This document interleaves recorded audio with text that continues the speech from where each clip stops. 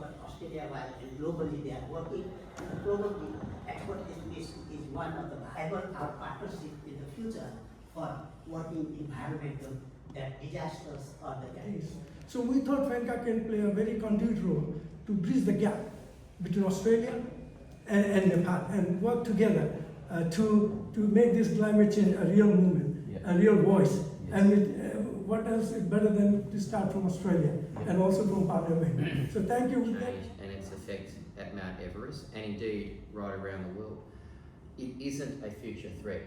We owe it to our future generations to do everything we can to implement the Paris Agreement, to do everything we can to tackle emissions. It is the #1 issue that must be addressed. And if you think Mount Everest, but even here at home, Victoria's in drought, New South Wales are in floods. Who would have thought that walking around London that you'd be doing it in a singlet and a pair of shorts for so much of the year? Climate change is here, it is real, and it must be addressed. I don't stand here as an Everest summiteer because I didn't reach the summit. So I still have 848 metres to go to stand on top of the world. And I would still really like to get there. The day that I was at the South Pole, an Australian lost his life. And that really stood out for me because one of the things that I promised, so I started mountaineering in my 50s as a woman with MS with 3 children, and one of the things I knew that I wanted to do was I wanted to be the only person to tell my story. Other people could tell it, actually. You can feel free to go out here and tell them that you met Jen today. But I wanted to be the one to share the true essence of my story.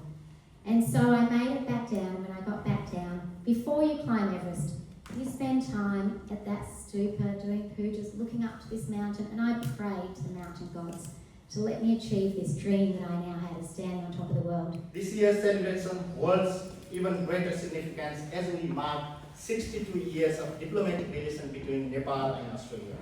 Since the establishment of our formal ties in 1962, our 2 nations have built a strong and continuing partnership founded on mutual respect, shared values, and deep appreciation for each other's culture and aspiration.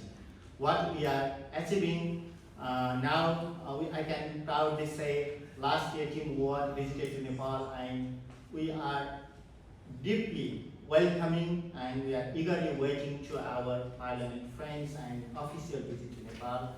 And I'm sure it's like the people-to-people links between Nepal and Australia, and especially here in Victoria. That friends are missing here, and I can't see their face, but they are also interested in working together. That's why here are Victoria Parliament friends